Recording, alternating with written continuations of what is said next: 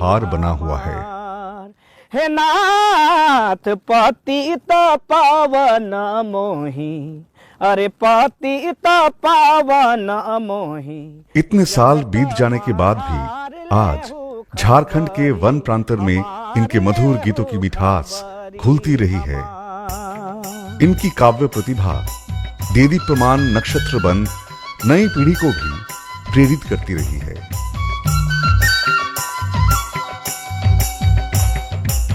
इस महान जनकवि घासीराम महली का जन्म 17 जनवरी 1859 ईस्वी में रांची जिले के चान्हो थाना अंतर्गत करकट गांव में एक साधारण महली परिवार में हुआ था।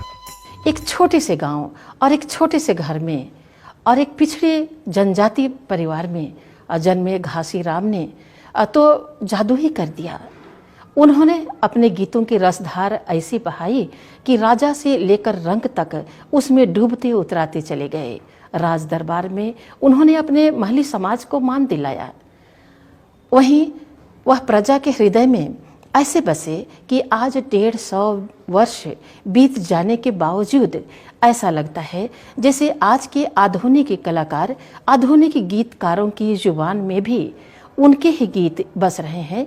आज का एक आधुनिक कलाकार ऐसा लगता है जैसे कि घासीराम हो, घासीराम से प्रेरित होकर ही वह गीत लिख रहा हो। अपने आप को आज का कलाकार घासीराम ही समझने लगा है। यह एक सबसे बड़ी उपलब्धि है उनकी।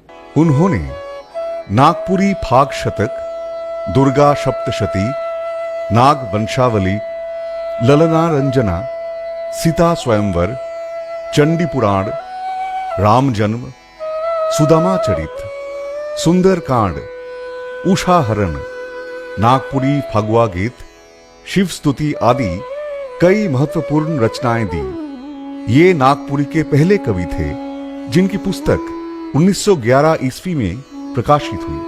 इनके पिता का नाम भादोराम महली व माता का नाम नूनी महली था।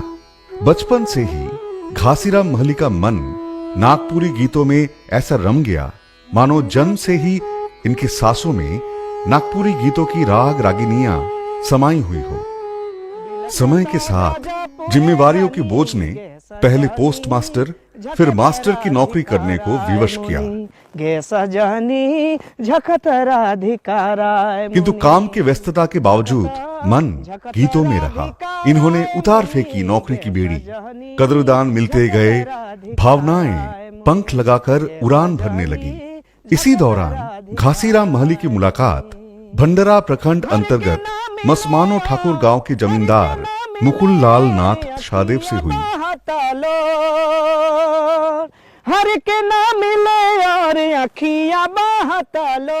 लाल मुकुल भी साहित्य और छोटा नागपुरी संस्कृति के अच्छे जानकार थे।